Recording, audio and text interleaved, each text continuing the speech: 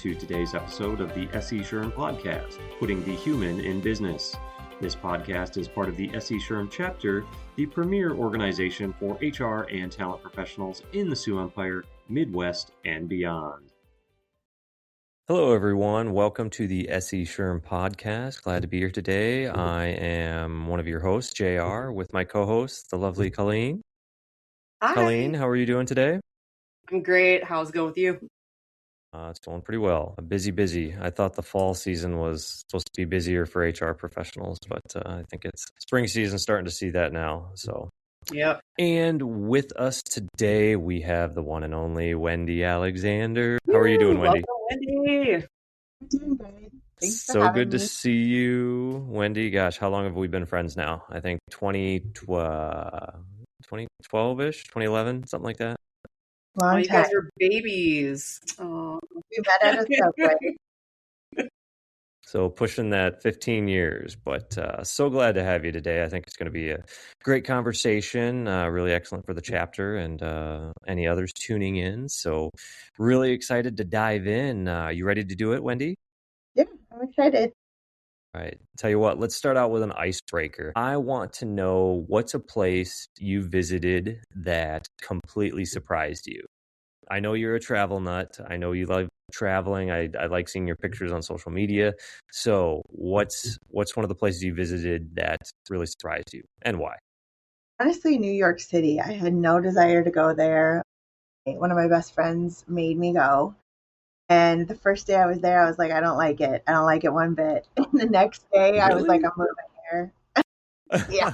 Yeah, I don't think I've ever heard that side of you. How much you've said you just loved New York and wish you could be there. I've never heard you say that you didn't. That is incredible to hear. Like, no. She was warning me. She's like, it smells. There's a whole bunch of things. There's garbage everywhere. And it was pouring. It does kind of smell there. Yeah. And then the next day I was like, yeah, I'm moving here for sure. Was there a favorite activity or something that you did while you were there? It's really just the vibes. I'm a high I. It's all about meeting new people. I make friends everywhere. My daughter's introverted and she's like, stop talking to everyone. Oh, yeah. But I have so much fun and I just love the beauty of it. The old buildings, the new buildings, the nature woven throughout, the food. It's the best. Yeah, my littlest loved Times Square, and we came upon some people that were recording like a K-pop dance. And she was like, I love K-pop. And I was like, oh, I didn't know you felt so strongly about the Demon Hunters or whatever they are. I love it. So cool. Excellent. Well, very interesting to hear that little part, Wendy. Gosh, didn't think I could learn that much, anything new about you, just as close as we've been. I surprise you. So, yeah, well, I think we got some good questions today. Gonna love picking your brain. Always love to hear your perspective. You've been on, a handful of podcasts in Kelloland, different areas too. So, yeah, we're in for a treat. And this is a topic of your specialty, by the way, of course. So I can only imagine how you're feeling for today. But let's jump into the first question here. As an HR professional who might see DISC and Enneagram as just another assessment, we know there's a million on the shelves out there. How do you use these tools to move beyond the data and actually build that authentic, heart-centered workplace cultures? How do you put those into place for that? Yeah. So, I'm obsessed, obviously, with DISC and Enneagram and all the assessments. They're all great tools. I'm known for DISC. That's not even my favorite one. But the reason I love these tools is simply because it's a way to understand yourself, which is critical. First of all, we all need to understand ourselves better. You could have low emotional intelligence and you need to heighten that. And luckily you can through these tools. Or you already are pretty aware, but you can get reminders, refreshers to help you with that. So that's step one. Step two is then that allows us to then understand people better. In all my years of HR, especially when I was doing employee relations, not just onboarding and bringing on new people, the number one thing you could do to save people, to promote people, to make a collaborative, cohesive workplace was truly by understanding those people. People rarely left. Their exit interviews rarely were like, I don't like my job description. That's rarely why they leave. It's almost always my manager doesn't understand me, my team members don't understand me, I'm not getting to use my gifts, or I'm having some tough conversations and we can't see eye to eye. This team doesn't understand, this person doesn't understand. These tools can completely fix those things if you use them correctly. Yeah, so it sounds like, you can promote harmony by using them in the workplace. Definitely. Yeah. Well, you can Yeah. hire better, you can retain better, you can career path people, you can help terrible leaders go to wonderful leaders, or good leaders go to great leaders. You can help people with their own self-awareness. You can help their family lives and their friend lives through these tools that, by the way, flows into our workplace. It's all about fulfillment for me.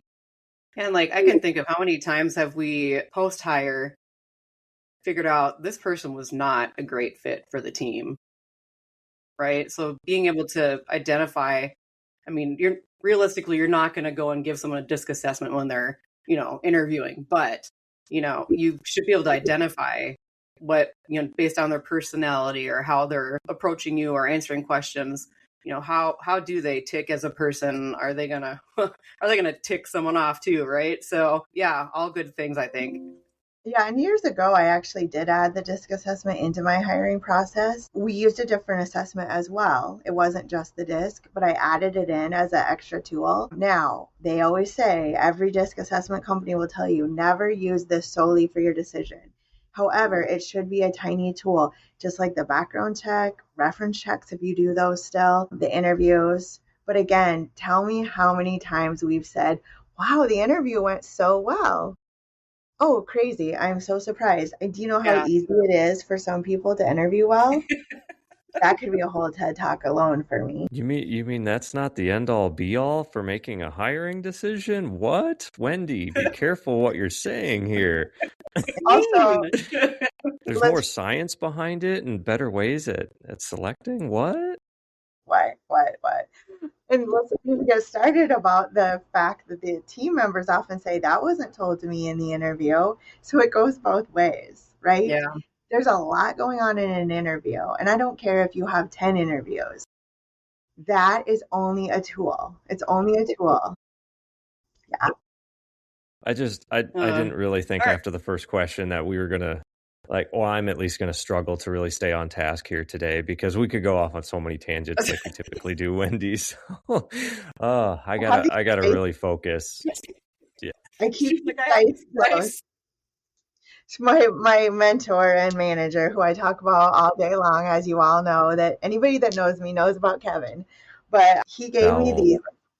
Yeah, he always said, Wendy, you can do all your interviews. You can add in a whole bunch more with more people. You can get second opinions. You can add in your DISC assessment. You can add in your PXT. You can add in everything. Couple of references. He goes, after all that said and done, sometimes hiring is still a roll of the dice because you don't always know once they get in there how that's going to go. There could be a mesh with the manager, a mesh with a job, a mesh with the company, and there could be a right-hand person that they don't get along with or that person is threatened by, and it goes south. There's so many factors. So you got to do the best you can with the tools you have. Yeah, and I think you certainly got to balance that, obviously, with the level of the role and the investment. It just made me think about how much I love executive assessment and executive selection or placement because of how extensive that goes. It's pretty valid. If you're obviously spending 6, 7, maybe even 8 figures on certain individuals to really dive into that, you cannot do that much of an investment for frontline workforce typically. Just not an option, but we'd love to have it. And so even those executives, though, I mean, would you agree or disagree, Wendy? Even with executive placement, sometimes those don't work. Yep. Well, because also it's only as good as the honesty. And let's not even get into that with the assessments, but part of the issue here sometimes isn't that necessarily somebody's lying to you. They might be lying to themselves. By the way, they might not be aware they are. Absolutely. I've also run into, in the last 18 and 18 years I've been using these assessments, people that truly have identity issues. So they're not completely sure. I mean, you can easily take a DISC assessment, to be a D, to be an I, to be an S, to be an C, you're doing yourself a disservice. But you can do that if you like to, and then that's a whole nother issue. So that kind of brings me to, now that you're saying that, I feel like I was having like maybe an identity crisis or issue after I got out of the military. And at the VA, I took an assessment so they could, figure out like job placement things and assistance. And they were like, so your results could be one of two things. Like, A, you really don't know what you want to do, or B, you're depressed. And I was like, what? And I was like, okay, I'm gonna have to think about Is that that on a for a continuum? while. I've never heard of that kind of. You also have psoriasis. Yeah, you're right. We probably get to 10% for that. Yeah. Anyway. Okay, Hilarious. moving on. Let's stay on track. Okay, Okay, so okay. all right. I was really curious, and I think the pre-talk we kind of talked about this a little bit, but there's certain industries. Maybe are there different ones that, for example, are dominated by one type of disc, like CEOs are all D for dominant, or doctors are all high C's, conscientious. Have you seen these kind of patterns? What kind of industries? Is there a default personality, or is that all just a myth? Yeah. Yeah. So there are patterns. That's true. However, I'm always very careful, especially in my trainings, to say anybody can be anything. So I always use me for an example. I'm a very strong I, strong S with some middle C, low D. I have done payroll. Hated it, hated it, hated it. So for example, I could do accounting. You could teach me to do accounting, but I know a lot of I's that do accounting. It's a lot of C's. It's a lot of CS's, CDs. Okay. But I know I's that do accounting. However, their energy dips. They're more exhausted. It doesn't fill their cup as much as somebody that has that natural gift of a C to do an accounting job, for example. So it's very important. They find workarounds. They might get up and go talk to people. They might join different groups. Maybe they're in the employee engagement committee and they get to do different things. Maybe they coach after work. So if a C does an accounting job and an I does an accounting job, oftentimes you'll find that at the end of the day, the C can go do whatever they want to do, and I will be exhausted from stretching because they're not getting to use their natural strengths. In different industries and professions, you'll see a lot of entrepreneurs have a lot of D.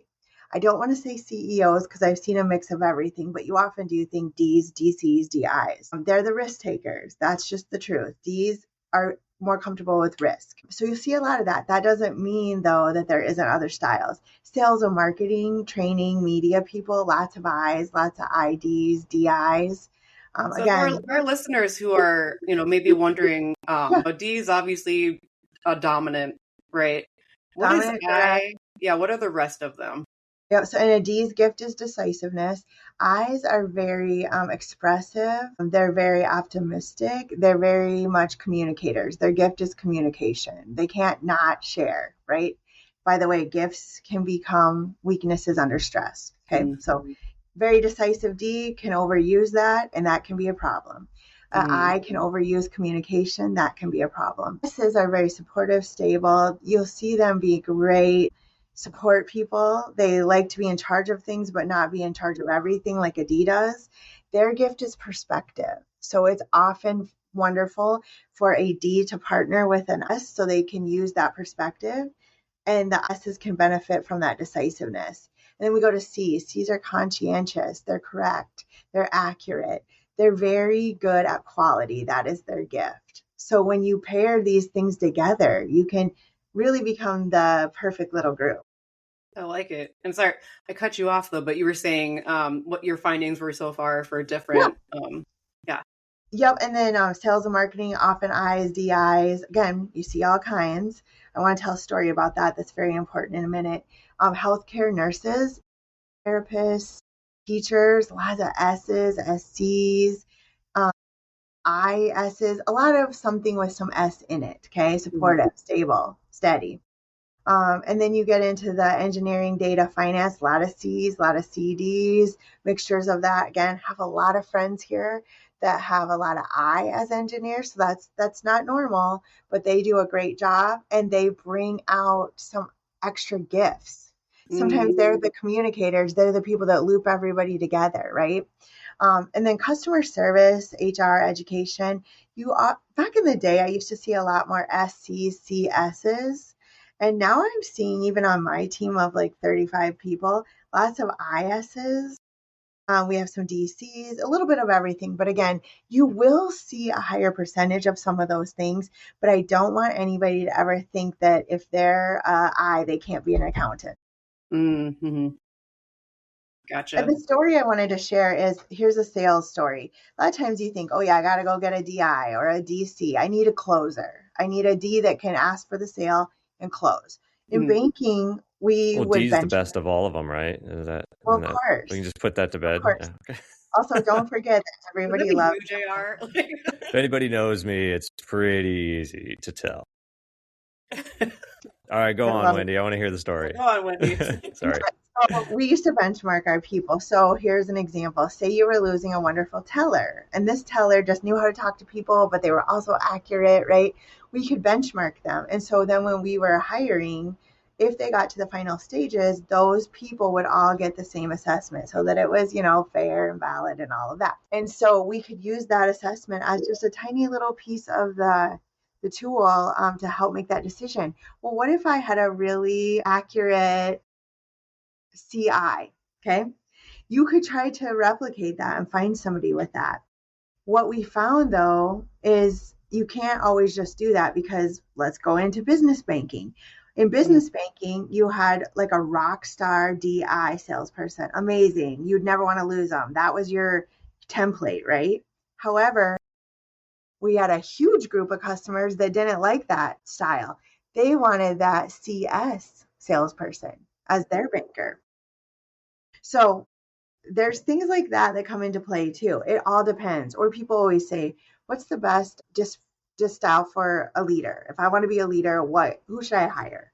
Well, guess what? It depends. I prefer a certain type of disc style over some others for my leadership. So it's going to depend on the person. Yeah, and either of you chime in, but it makes me think of just team development, of course, what we're talking about. And Right. Well, anything we do in the workplace, how many times are we told to not operate in silos? And I think that's kind of that same philosophy, same approach, and that if you're taking more of a holistic team approach, you can see and get that 30,000 foot view to see what will fit in all the aspects. So there's no just black and white plug and play, like you just said, Wendy. Well, and I made notes about this because this is the most important thing I want to get across. The most important piece isn't so much what you are, it's that you always should strive for a balanced team, okay? Number one. It shouldn't be all D's, all I's, all S's, and all C's because there's going to be certain things you will rock it out at having those, but you will be missing some key things there. Even if you have like a DIS and you're missing the C's, or do you see what I'm saying? You always want a more balanced approach. However, this is the most important thing. That only works if you train your people. So I cannot take my team that's maybe missing goals, let's pretend, and add my JR, my D, to be the project manager, who, by the way, that's his natural gift. He knows how to like maneuver, go fast, see into the future, be strategic, and he can see how everything works together. If I plop JR into a role and try to make him be the project manager before I've taught everybody else about the gifts of a D, they're going to hate JR. They're going to be like, get the heck out of here. Same goes for each letter. If I throw an I in to help with communication, if there's a breakdown, they're going to be like, shut the heck up. You have to teach the people to understand what they're good at and what the other people are so that I seek out JR to help me, so that I seek out my S to help me, so I seek out my C to balance my I. Yeah, it kind of goes along with that, creating harmony within the team so they understand each other. Absolutely. Okay. JR, I want you to take the next question because I know that you've talked about this a lot with the generations.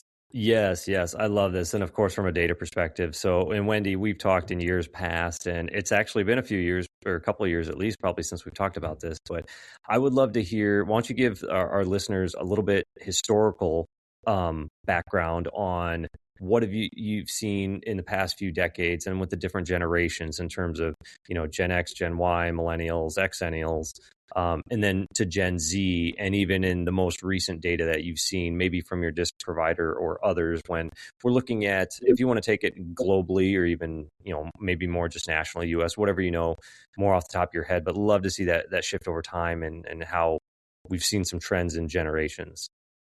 Yeah. Funny enough, I was looking up stats last night because I'm like, here's me as an I with stats. It's a lot. It's a little. Like I never have my numbers. It's just No, not you, Wendy. never, never, never.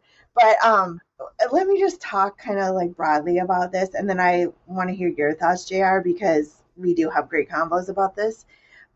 So supposedly the disc styles don't change by generation off of my freshest research. However, I kind of feel that that's not necessarily so true.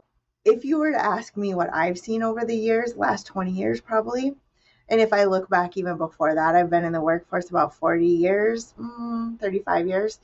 Yeah, I would say that it used to be very C or D oriented, very like, if you're going to talk about traditionalists and even boomers, you just go to work, you just do your thing, you put your head down, that sort of thing. Like not a lot of talk, not a lot of fluff. D's and C's are task oriented. It's very like put your head down and do your thing. I's and S's are going to be more vocal about some things. They're going to want more empathy. They're going to want more like, caretaking, career pathing, things like that. Younger generations grew up in environments that value more transparency, collaboration, and frequent feedback. So they sometimes show up differently. A high I, like me today, might influence people through social media or digital communities. Whereas years ago, you had to work the room at events, right? Like you had to network, you had to have really strong communication skills. I say this all the time in my training. Years ago, you had to actually go and have a meeting, a face-to-face meeting, and your skills better be that at that time. You had to do that. Whereas that's not so much the same these days. I have this video I always share in my training, and it talks about the percentage breakdown. This is about 10 years ago data that D's are the rarest. They're usually 3 to 6%. I think that's moved up to 8 to 10. I's are usually about 18%, I believe. The S's are the most at about 70%. And the C's are kind of right up there too, about, I don't know, 15 to 20%. That is shifting a little bit. And I believe it has to do with social media, technology, texting, commenting online, not a lot of face-to-face. Like if you wanted something fixed back in the day, you had to get on the phone or go have a meeting. A lot of that too kind of changed with like pandemic, because the technology, whether we like it or not, that's when we were like, okay, we need to figure out how we're going to meet with everybody virtually, because depending on what state you lived in was, which wild to think about now, but depending on where you lived in the country, you could see people, not see people, distance, not distance, so technology had to improve. Absolutely. Have you seen anything, especially with the younger generation that grew up, and recently graduated? Do you think that's affected how their profile is? Definitely. So again, this is one of JR and my favorite topics. I went on Kellyland Living about this, but it's there's a conflict avoidance to the maximum. I'm seeing it change a little bit though. Also, I'm in charge of our interns here, and they're the best of the best of the best communicators. Like they're not, a lot of them communicate better than a lot of 40, 50, and 60-year-olds that grew up communicating. You know what I mean? But in general, if you talk to like a high schooler right now, my daughter just went to college, but they, I used to pick her friends' brains about like quitting jobs. They would just not show up or send a That's what they message. do. It's horrible. Yeah, and one of my biggest tools for teaching talent acquisition over the last probably 10 years has been ghosting, and to watch out for it and always reach out, constantly text them, engage with them, show them you care, make it easy, because they don't want to call you and even say, thanks for the time. I know I accepted the job. I just got a higher offer. I'm going to take this other offer. They don't want to have that conflict a lot of times. Right. colleges are talking to me about that a lot too, because I'm in charge of our ambassadors here. We have about 60 people that work with schools. We're seeing, they are always like, what can we do to make our students better when they graduate for the workforce? And it's truly communication and critical thinking.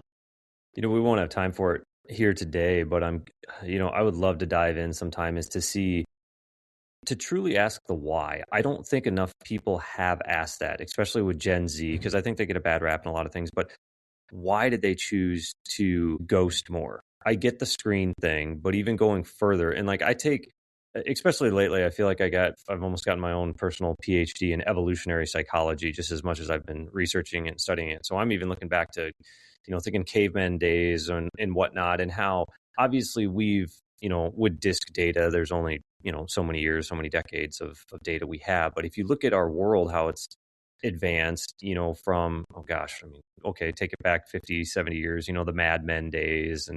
But then back to the caveman days, that's survival. You probably did need more D personalities to go hunt food, conquer, survive, versus we've created such an abundance in our society for people to survive, whether it's just welfare handouts, support. A caveman would probably not make it back in those times. So I'm curious to see where disc goes in the future, and sure there'll be micro movements and trends, but how we've shaped that society, I think. Go ahead, to Wendy. hook to that topic, our other favorite topic of dating, marriages, and Yep, yeah, and what let's just say a woman is looking for maybe, and what they used to look for, going back to the madman days, the caveman days, providers, things like that. And let's be real, back to your point, you could do these things because it really is always about survival. Like, get down to the nitty gritty of it. Humans are still animals, and it's about survival. and we had smaller communities in the past where you could get blacklisted a lot easier, by maybe having poor communication or ghosting somebody. It's like, okay, well, this one person in a village of 100, yeah, okay, everybody knows about that person. Nowadays, we have so much interconnectivity, and the world's become such a connected place, obviously, with social media and everything else. All right, let's move on to then. All right, Wendy, I know you lead trainings in your free time. It's kind of a hobby that you have. What is like a pretty big aha moment that you see kind of makes, like, maybe it's when people start to really see themselves, and like what makes it all worth it for you? Oh my gosh, yeah, this is the best ever. It's really, the aha moments are when people start to realize that different doesn't mean wrong or difficult. And how, if they really look back, there's patterns. There's patterns along the way. One time I had this guy who was 65. He ran a whole bunch of businesses. He was a very high DC. And he was like, you just blew my mind. Like, he was like, I always just told people the facts, and because I had to keep going, very fast D, very detailed C, very blunt. Okay. And he was like, I've lost business partners, relationships, friends. And I was like, yes. And it's because you talk to other people the way you want to be talked to. Mm-hmm. You know what's in your brain. Other people don't. You might have the kindest heart in the world, but your delivery for you is fine. And your delivery probably for somebody else like you is fine too. To your opposite, in this case, it would have been an SI. You just completely aggressively ripped them, even though that wasn't your intention. So that's the aha moment, that it's not that you're wrong, but by understanding that other style and a little bit of adjustment, it can change the world. Now, I always remember one of my other mentors saying, okay, I know what I am, big whoop. Now I know what I am, who cares? Mm-hmm. Well, the magic is in the wanting to maybe flex, just even managing your expectations. So another big thing I teach, and I did a Disrupt HR on this, is manage your expectations. If I'm an I going into a C who needs a lot of details, and I'm more like, oh yeah, some stats, I don't know the numbers, but if I go into that C and they're frustrated with me and they want more data, shame on me for not doing my homework to already know who I'm dealing with to better communicate. I can hit that goal so much easier if I know what they need from me. by the way, don't be mad if you bring them 10 pieces of paper of data and they want 5 more, because the more you give a seed, the more they're going to want. And I could use examples of that with each person.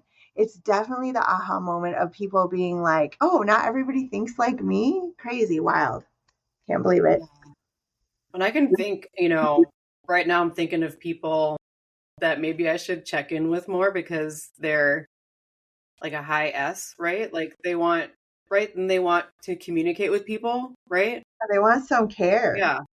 They Oh my want gosh. Okay, how buddy, I'm going to text you because I think you're probably mad at me for not texting.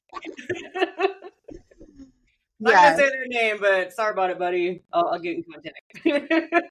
No, I assign this out to all my USF students as well. I give my DISC assessments away to as many people as I can, plus Enneagram, plus Myers-Briggs, anything to help deepen that understanding. And they come back to me and they're like, wow, this really helped my workplace, but it practically fixed my marriage or my friendship or my relationship with my mom or my dad or my kid. Yeah. Yeah. I have managers too. Like, I know the ones that want to be left alone. I know the ones that, again, sorry about it, buddy. Like, I'll get in contact with you. Like, he's probably just like, well, HR doesn't care about me over here. So, yeah, just knowing your people and knowing what you are too. Because you're right. Like, not everybody's going to know you or how to approach you. Yeah. Don't expect yourself from others. Well, yeah. On that note, I've been thinking about a lot lately is more of that meet in the middle, because obviously we can if we're self-aware, we can flex very well to a far side, but that will also drain us. And I've Yes. seen myself doing that in so many different avenues. And I get it probably as just a high D and the smaller minority, of individuals, but it can be very taxing. And I'm curious, and this is kind of a little bit of a segue into next question is, I would think it maybe just comes down to educating teams, like you had said earlier, but curious what more we can do to have people meet us in the middle so we're not flexing and burning out so much. And so, and one question on this, if you want to take it in this direction or not, is this an area where you see organizations consistently overlook that, or it comes into play with a little bit of burnout? And speak a little bit just about to that meeting in the middle, so it's not so much of a flex from one side or the other. Well, and I think in the past, you and I have talked about this, and I tell everybody, but it's very much that it takes two to tango. So back to what I said before, if your D's flexing all day long and your S won't, doesn't do you much good, and they will burn out and build resentment. So it's so important to train, get awareness. And again, as a high I, you know me, I can't even make it through one conversation without bringing up DISC or something, because I'm trying to constantly sprinkle and plant seeds about these things to help people, because it only works if both people understand it. It's like if I come in and start speaking French to you, it doesn't matter if I know French. If you don't, it doesn't matter. So that's Well, we are getting, I think, a little bit closer to our time here. We want to be a little sensitive to our listeners, and as much as we could talk forever, Wendy, I think we want to move a little bit towards some rapid fire questions. Colleen, do you want to take these? Knock some of them out? Yeah, let's do it. I'm excited about these. All right, Wendy. So, yeah. No I responses here, okay? That on the disc, no I responses. They got to be quick, rapid fire, okay? So this is going to be painful for you. Oh my gosh. She's got all her toys that she keeps showing us. Like, I love it. Okay. All right. So rapid fire, don't overthink it. Just first thing that comes to mind. But if you, elaborate a little bit, I'm not going to be too mad. But anyway, rapid fire for the most part. So, all right. Question number 1, Gigglebees or Chuck E. Cheese? Gigglebees. Number 2, Gene Wilder or Johnny Depp? Gene Wilder. Willy Wonka. All right, yeah. 2 for 2. All right. Pirate or princess? Princess. Any kind of glitter. Really? Oh, okay. Okay. Yeah, okay. Glitter. We'll have to talk after. I'll just tell you what I know. Anyway. Okay. Spring flowers or autumn leaves? Ooh, spring flowers. Peonies. I know. I love going to McKenna Park. Like, their flowers are always so pretty. Oh, love it. Okay. Last one. Road trip or flight? Flight, because I'm probably going somewhere further. Woo! Yeah, right? You're like, new places, so far away. Go back to New York. Woohoo! Yeah. Okay. Well, thanks for coming today, Wendy. To everyone listening, go check out Wendy's Starfinder, facebook.com/Starfinder, Wendy Alexander. LinkedIn, Wendy Alexander PHR, and you can contact her at wendykalexander@outlook.com. That's all we got. Keep it professional. Keep it real. Thanks, everyone. Have a great day. All right. Yep. Bye. All right. Thank you.